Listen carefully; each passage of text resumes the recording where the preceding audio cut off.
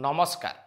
गतकाली आम देशर सर्वोच्च अदालत माननीय सुप्रीम कोर्ट ओडिशा सरकार को तागिद करिसेंती एक गुरुत्वपूर्ण घटना से घटनाटी कौन जे ओडिशा रे जो व्यापक खनि दुर्नीति विगत दिन में होता जो माने ए दुर्नीति करथिले जो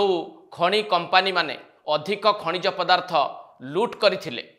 से माने एपर्यंत कहीं तांको ऊपर धार्य करा जाइथिबा फाइन देई नाहंती आउ राज्य सरकार ताको आदाय कहीं करना एने कि जेतेबेले देशर सर्वोच्च अदालत ओडिशा सरकार को तागिद करिसंती ए घटना सामना को आसीबा परे एबे साधारण लोकंक मनरे याकु नै एकाधिक प्रश्न उठिछि। कौन से प्रश्न? जदि खनि कंपनी जो माने बेआईन खनि कारोबार रे लिप्त थिले सेमानक उपरे फाइन धार्य करा जाइथिला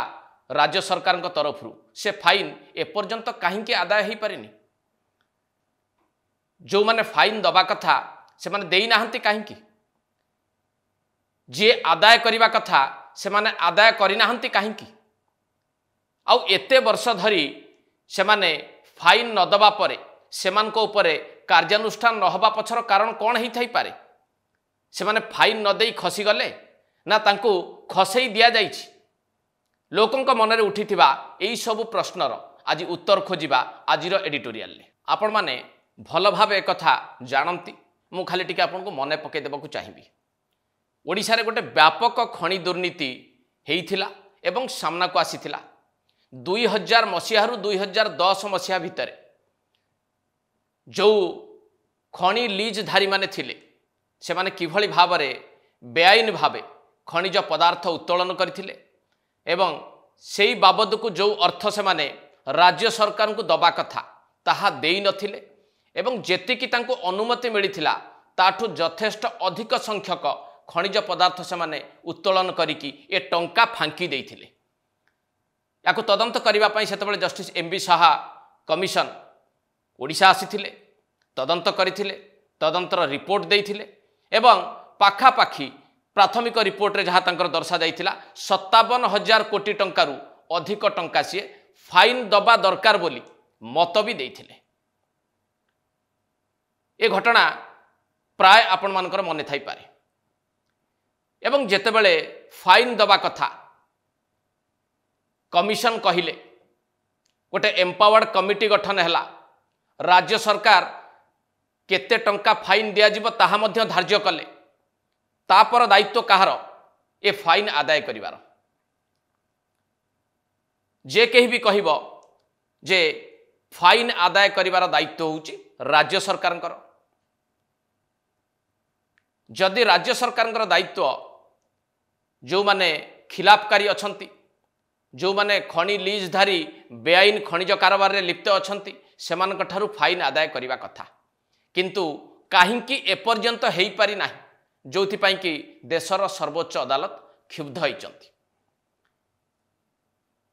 एई बाबद रे मु 2-3टी तथ्य आपन पाखे रखिबी आशा करिबी ए तथ्य गुटिक आपन धैर्यर सहित सुनिबे एवं ए तथ्य गुडिक सुनी सारला परे आपण माने बुझी पारिबे जे काहींकी एपर्यंत 2700 कोटी टंका अनादेय हेकी पड़ी रहिछि आउ एथिपाई प्रकृत रे किए दायी। 2012 मसीह विधानसभा गोटे उत्तर रखिथिले तत्कालीन खनि मंत्री रघुनाथ महांती। से उत्तर रे सबटु गुरुत्वपूर्ण दिगटी थिला जे जेतेबेले अनुसंधान करागला खनि दुर्नीतिर सामना को आसिला 104टी खनि लीजधारी एई दुर्नीति रे संपृक्त अछंती किंतु दुर्भाग्यर कथा सेमानक भितरु 60 जन को फाइन धार्य करा जाइछि आउ 44 जन खसी जाइछंती एवं जो मानक उपरे फाइन धार्य करा जाइछि से माने 33टी माइन्स रो ओनर एवं पाखापाखी शुद्ध सह फाइन परिमाण 57,907 कोटी टंका तांको ठारू आदाय करा जिवो। 2012 मसीह खनि मंत्री थिबा रघुनाथ महांतींकर ये थिला उत्तर। एबे आसीबा 2023 मसीह विधानसभा आउ एक उत्तर रखिथिले एई खणी संपर्कित प्रश्नर बा कहीं फाइन आदाय है ना किए रखिथिले ना खणी विभाग दायित्व संभाळुवा मंत्री प्रफुल्ल मल्लिक। तेबे प्रफुल्ल मल्लिक जो उत्तरटी विधानसभा रखिथिले ताहा एही भली भाबरे प्रफुल्ल मल्लिक गृह को जो तथ्य देइथिले सेथिरे से सूचित करथिले जे 2900 कोटी टंका कलेक्शन हेई पारि नाही ताकू कलेक्शन करिबा पाई राज्य सरकार निर्देश देइछंती एवं एकथा भी दर्शाइथिले 2017 शेष सुधा खणी लीजधारी माने ए फाइन अर्थ दबा कथा किंतु देई नाहंती खिलाफ करिछंती धार्य समय को अतिक्रम करि जाइछंती। तेणु पुनर्बार राज्य सरकार तांको निर्देश देइछंती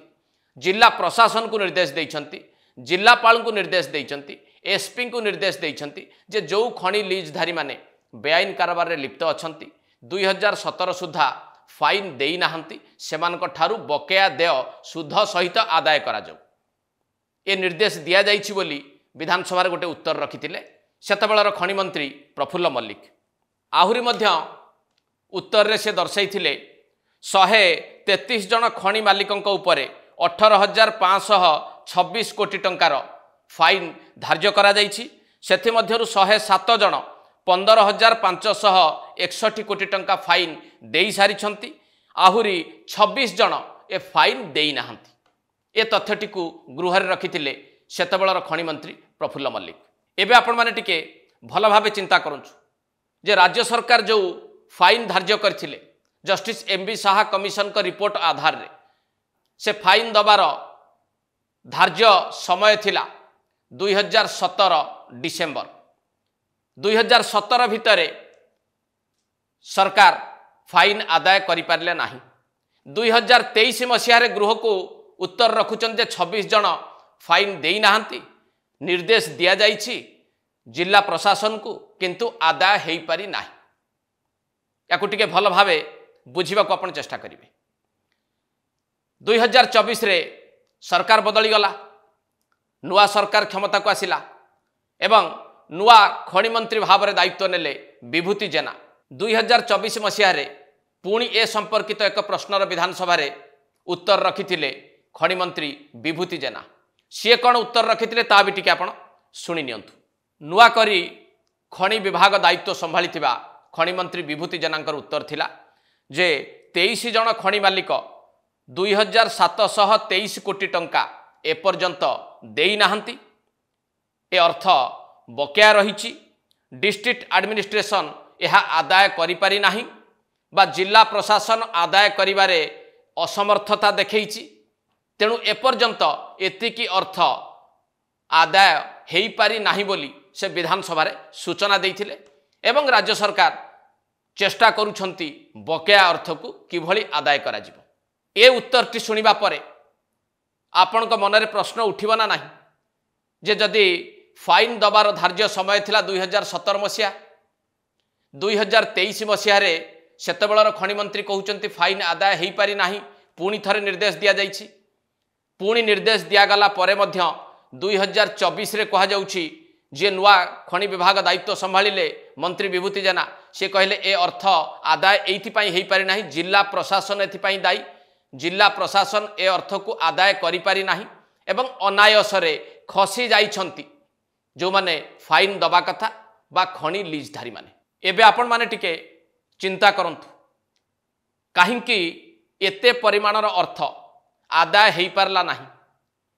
काहींकि जो मानकु दायित्व दिया जाइथिला जिला प्रशासनिक अधिकारी से जिलापाल हुंतु बा एसपी हुंतु से माने खणी लीजधारी मानक ठारू ए अर्थ आदाय करिबारे विफल हेले प्रकृत रे से माने विफल हेले ना जानी सुनी से माने एई बेआईन कारोबार रे संपृक्त थिबा खणी लीजधारी मानकु छाड़ी देले बा अनायसरे जीवार सुजोग टिए देई देले। यह संदेह करा जीवना ना आउ जदि यह होई थाए जिला प्रशासन ए अर्थ आदाय करिबा पई चेष्टा करि न थांती जिला प्रशासन जानतरे बेआईन कारोबार रे लिप्त थिबा खणी लीजधारी माने सहजरे खसी जाई पारि थांती तेबे एथि पई उत्तरदायी किए हबो सेतेबेलर जिला प्रशासन ठारू आरंभ करिकी सेतेबेलर राज्य सरकार यार उत्तरदायी हवा उचित ना नुहे। एबे आउ गोटे गुरुत्वपूर्ण तथ्य आपण पाखे टिके रखिबी एवं ए तथ्यटी जानिबा परे आपण माने टिके याकू तर्जमा करिवे एवं पूर्वरु जो तथ्य गुड़िक मु आपण पाखे रखिछि ता सहित टिके जोड़िकी देखिबाकू चेष्टा करिवे। तेबे तथ्यटी कौन? मार्च 2024 रे जातीय स्तर गणमाध्यम गोटे रिपोर्ट आसिला। एकाधिक गणमाध्यम रिपोर्टटी आछि जे बिजु जनता दल सारा देशर सबुठु धनी आंचलिक राजनैतिक दल हो पारि। आउ केमिति हेछि?